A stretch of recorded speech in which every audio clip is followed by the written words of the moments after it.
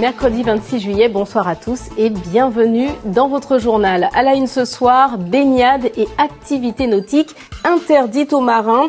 Les fortes pluies d'hier ont favorisé la rupture d'une canalisation déjà vétuste. Le club nautique a dû arrêter ses activités jusqu'à nouvel ordre. Air Antilles, toujours en grève, c'est la pagaille sur les 26 lignes que dessert la compagnie. En Martinique, les agences de voyage sont en première ligne pour gérer les voyageurs, mais elles manquent de solutions à leur proposer. Triste spectacle dans les fonds marins de Saint-Pierre. Plus de 20 éponges ont été sectionnées, probablement par une chaîne de mouillage. Y a-t-il un recours pour protéger la faune marine? Une solution est à l'étude. Et puis, plus que 4 jours avant le Tour d'Aïol, retour ce soir sur la présentation de cette 37e édition. C'était hier soir au Fort Saint-Louis. Quelles équipes, quel parcours? Pour en parler, Alain Richard, président de la Fédération d'Aïol Ronde, est l'invité du journal. Le bourg du Marin, interdit à la baignade suite à la rupture d'une canalisation. Le système d'assainissement déjà défectueux n'a pas résisté aux intempéries d'hier. Résultat, jusqu'à nouvel ordre, le club nautique est à l'arrêt. C'est le reportage de Franck-Edmond Mariette et Thierry Saucan. Ce plan d'eau du bourg du Marin, habituellement limpide, est depuis quelques jours pollué par des eaux usées et nauséabondes. Elles se déversent directement dans la mer et cela perturbe très sérieusement les activités nautiques. Fort heureusement, les balades et autres initiations de l'association Alizéol se déroulent bien au-delà de la zone impactée. J'embarque les touristes et on part directement au large. On navigue vers la Mangrove, le Toit Cyclone, l'île du Kéné, la baie de Sainte-Anne. On reste essentiellement au large. En revanche, les kayaks, les optimistes, les obicates et bien d'autres supports du club nautique sont à l'arrêt. L'eau est très trouble, ce qui peut transmettre des maladies. Donc on n'a pas envoyé les enfants sur l'eau par sécurité. Même moi, je n'ai pas le droit de poser un pied dans l'eau. On a failli me mettre des bottes parce qu'on est en train de remonter tous les bateaux pour la saison prochaine. On a failli me mettre des bottes et tout. C'est vraiment très dangereux d'aller dans l'eau. Ça fait une situation qui dure depuis très longtemps, depuis plus de 20 ans, qu'on a un problème avec le réseau d'égouts de la ville. Et régulièrement, le réseau déborde et tout s'en va à la mer. Ce qui fait que toutes les activités nautiques qui se font sur la plage notamment sont impactées et on est obligé d'arrêter les activités. La casse du réseau d'assainissement est localisée. Elle est sur près de 5 mètres de longueur et à 6 mètres de profondeur. Les pompes sont entrées en action dès le début du week-end dernier. Mais les toutes récentes précipitations ont aggravé la situation. Les ouvriers de la CME, prestataire de services de l'Espace Sud, gardent le silence sur les détails techniques. Mais le maire de la commune réagit face à cette situation. Sans être spécialiste, à mon avis, il y a 2 causes majeures qui sont à l'origine de ce dysfonctionnement. Tout d'abord, un nombre important de branchements d'eau pluviale sur le réseau d'assainissement. Ceci explique que ce phénomène apparaît dès qu'il y a une forte pluie.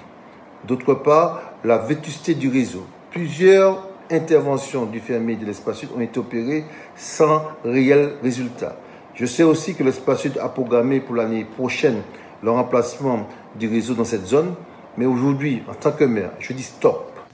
Un maire qui exige de l'Espace Sud une vérification complète de l'ensemble du réseau.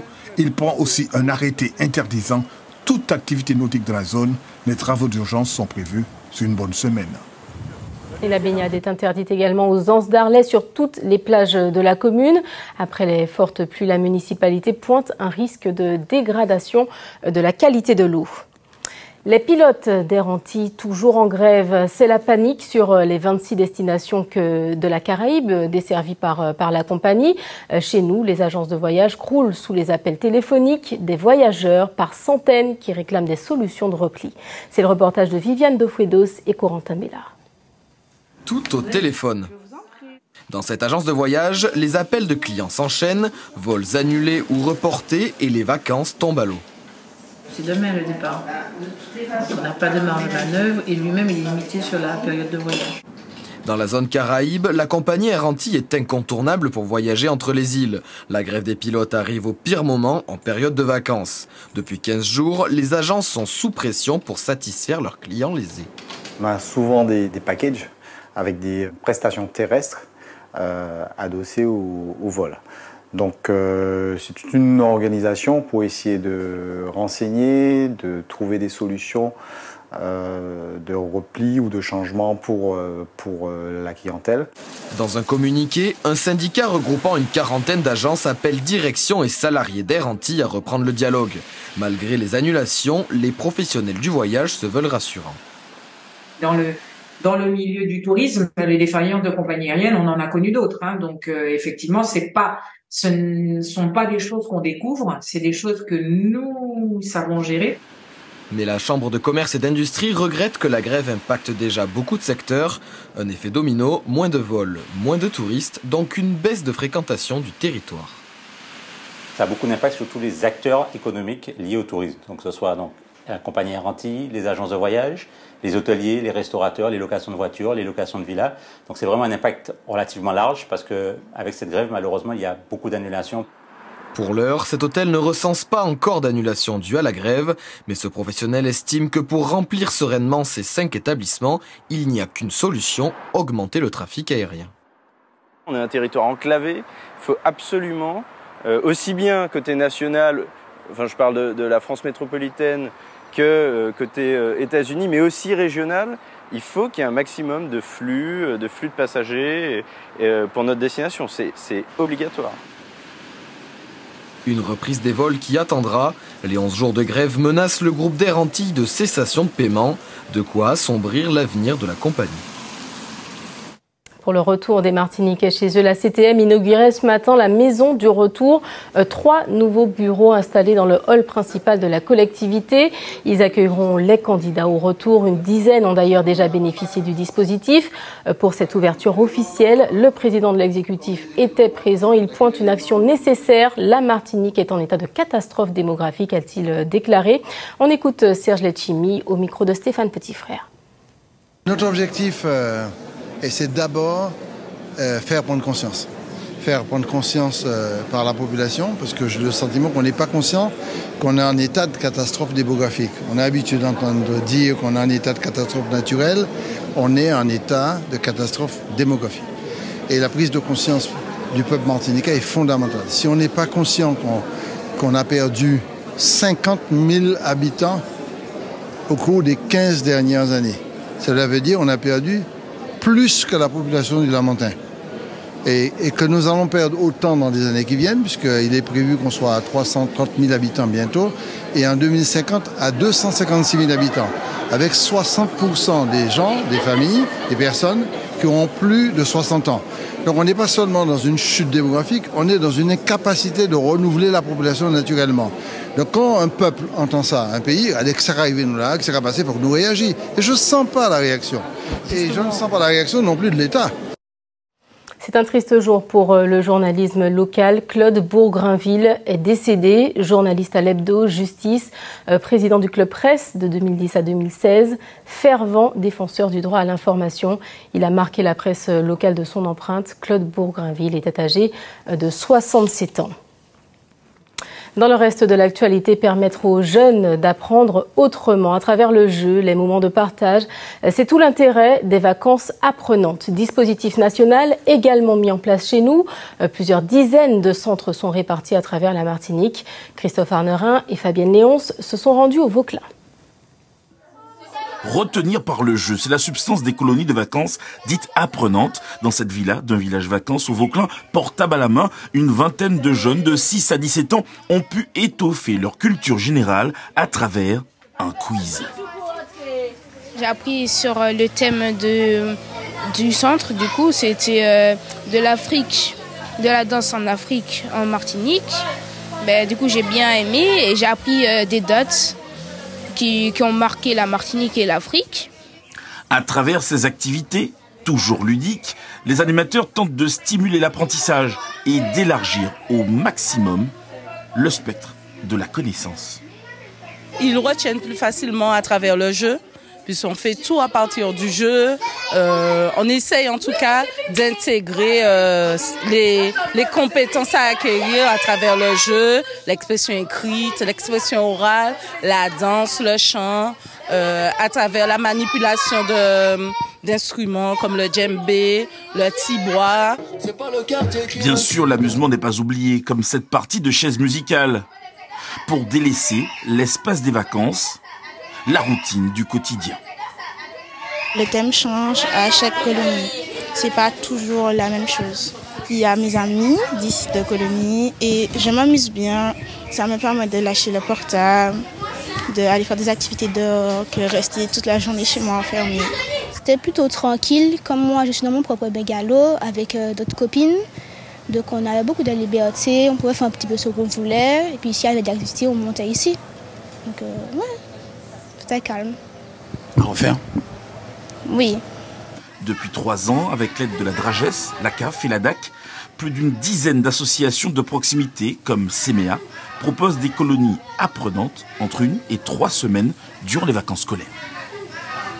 Prenons à présent la direction de Saint-Pierre où des plongeurs ont découvert une vingtaine d'éponges barriques sectionnées, sans doute par une chaîne de mouillage. Pour prévenir ces dégradations récurrentes, une solution est à l'étude. C'est le reportage de Caroline Antich-Martin et Marc Balsa.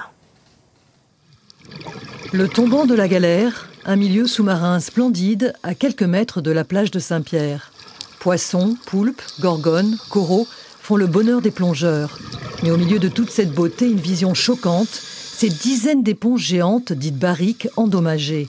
Ici, un morceau arraché, là, une éponge sectionnée à la base. Selon Christophe, habitué des lieux, ce massacre est l'œuvre d'une chaîne de mouillage.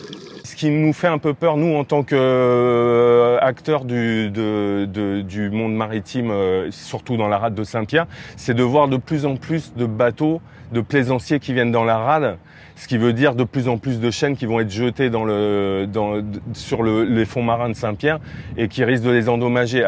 Des images qui attristent également Tiffaine et Noël Ambre du parc naturel marin. D'après leurs estimations, ces éponges de plusieurs dizaines d'années sont sans doute dégradées à jamais.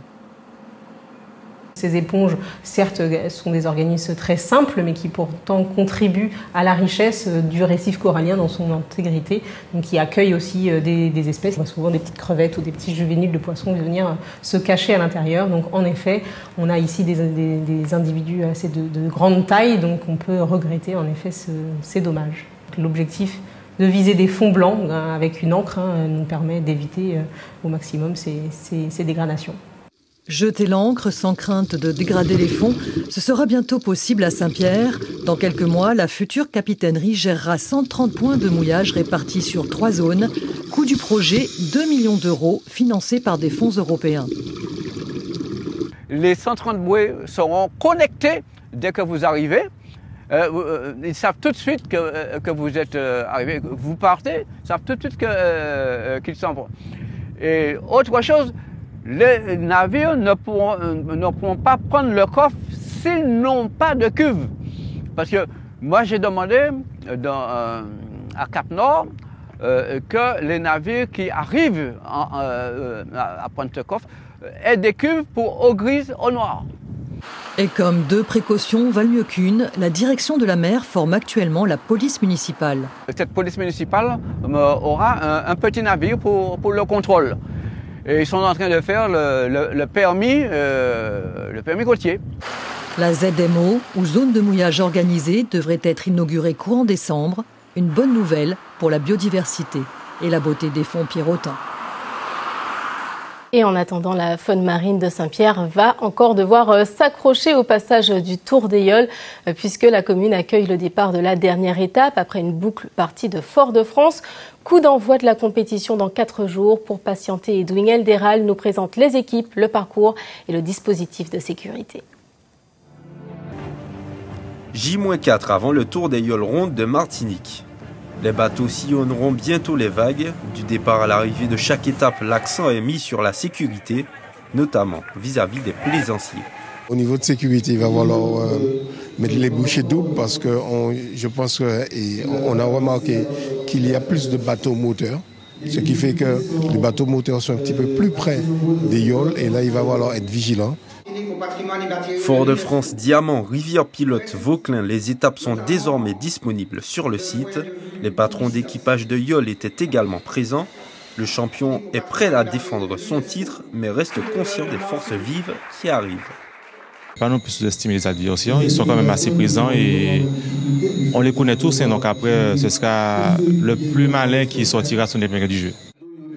Le champion en titre a raison de se méfier. Parmi les 16 yoles qui prendront le départ dimanche, certaines convoitent la première marche du podium. On va tout donner. On a travaillé, comme j'ai dit, durant toute l'année pour arriver à ce stade. Donc on va tout donner cette semaine pour remporter ce tour. Cette réunion est le dernier moment de convivialité avant le début des coudes à coude lundi prochain. Quel tour des yoles nous attend en 2023? On se projette avec vous, Alain Richard. Bonsoir. Bonsoir. Vous êtes le président de la Fédération des yoles rondes de Martinique. D'abord, un mot sur les équipes qu'on vient de voir. Quelle compétition? On a l'impression que ça sera serré cette année, qu'il y a beaucoup d'enjeux. Oui, il faut s'appuyer sur ce que nous avons vécu pendant toute l'année avec un championnat très indécis jusqu'à la dernière course. Des équipages très proches où les Mapipi, à la moindre erreur, se faisaient reprendre par ceux de l'arrière. Donc je reste persuadé qu'on aura un très très beau tour sur le plan sportif en tout cas. Est-ce que vous pensez qu'il y aura des surprises cette année? C'est pas impossible. Bon, maintenant ce sont les coursiers qui vont répondre à votre question dans les prochains jours, mais c'est fort possible. Il y a des jeunes patrons. Nous avons le patron des patrons, Félix Mérine, mais c'est vrai que derrière il y a une flottille de patrons qui ont envie de gagner. On a pu voir la Loïc Mas qui s'est exprimé, le champion sortant qui très certainement va chercher à garder et à gagner une 3e étoile.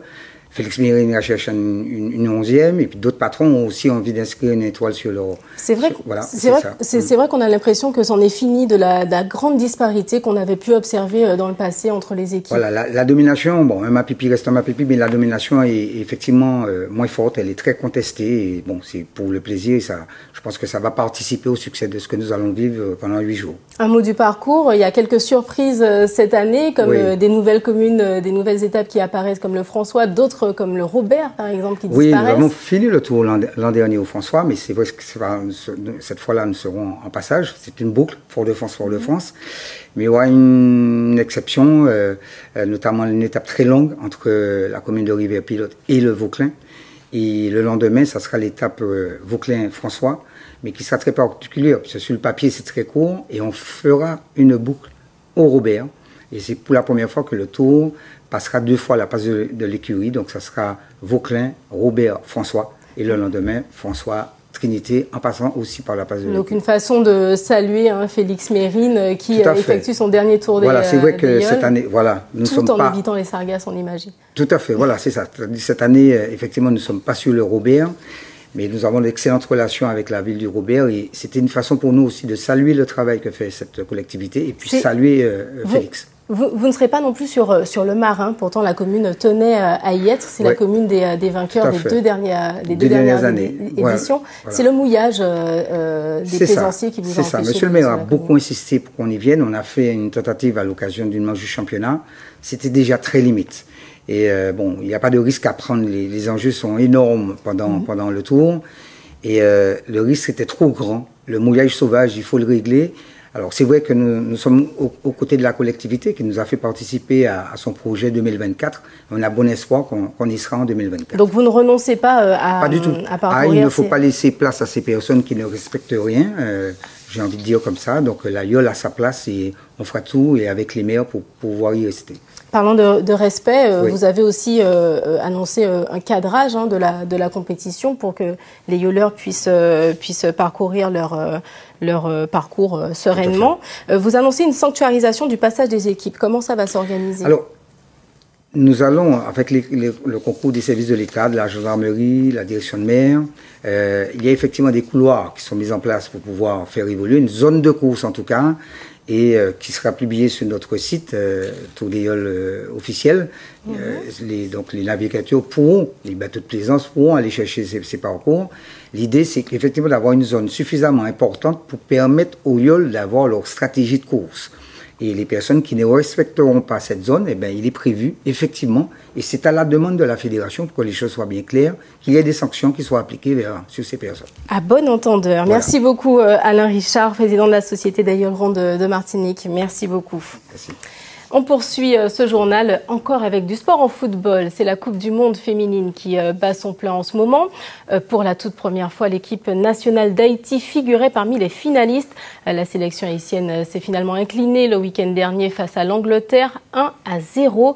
Une défaite atténuée par la performance inédite de cette sélection. Une joueuse a particulièrement marqué les esprits, Melchi Dumournay. Son portrait est signé Kelly Babo. Allez, on termine en musique à la découverte du nouvel album de Ludovic Louis. C'est le trompettiste de Lenny Kravitz, Jimmy Cliff. Vous l'entendez aussi dans les mélodies du film Babylone avec Brad Pitt. Le voici au Festival de Sète pour présenter au public ses nouvelles compositions solo. Le reportage de Nathalie Sarfati et Massimo Bulgarelli. Le festival Jazz à Sète reçoit pour la première fois Ludovic Louis, un trompettiste de talent. C'est au Théâtre de la Mer que le musicien martiniquais s'apprête à présenter son projet personnel, Rebirth. J'ai tellement hâte. Regarde-moi, scène mythique quoi. Salle mythique, scène mythique, vue magnifique. Ça sent bon, les embruns, c'est magnifique. Non, je suis content, je suis très content. Quel parcours pour Ludovic Louis. Né au Havre, installé aux États-Unis, il collabore avec Jimmy Cliff ou Kanye West et devient trompettiste de Lenny Kravitz. Le cinéma a aussi fait appel à lui pour intégrer la bande originale du film Babylone. Autant d'expériences qui ont aidé le musicien dans l'élaboration de son premier album. Ça m'a aussi forgé, ça m'a aussi montré que c'était possible et travailler par exemple aux côtés de quelqu'un comme Lenny Kravitz pendant 10 ans. Et bah forcément tu apprends auprès de ces gens-là et tu vois comment lui il travaille, comment il pense la musique, comment il répète, comment le studio, comment ça se passe. Donc moi j'ai pu voir toute cette palette-là. Je me suis dit voilà, c'est ok, ça va me servir pour moi pour ma carrière d'artiste solo. Ludovic Louis avait depuis longtemps une sérieuse envie de partager ses compositions. Au programme de la soul, du funk, du jazz et de la musique caribéenne, comme dans ce titre Madinina, en hommage à ses origines martiniquaises.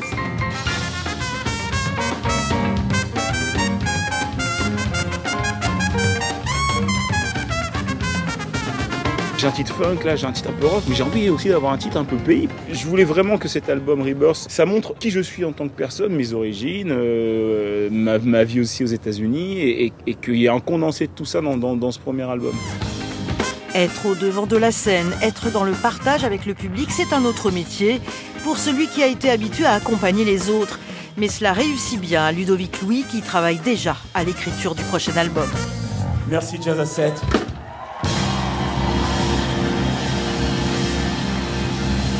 Et voilà, c'est la fin de votre journal local. Je vous en rappelle le titre principal, baignade et activités nautiques interdites aux marins. Les fortes pluies d'hier ont favorisé la rupture d'une canalisation déjà vétuste.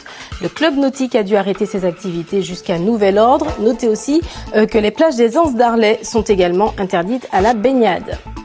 Voilà pour l'actualité locale. Je vous retrouve dans quelques instants pour le journal national et international. À tout de suite.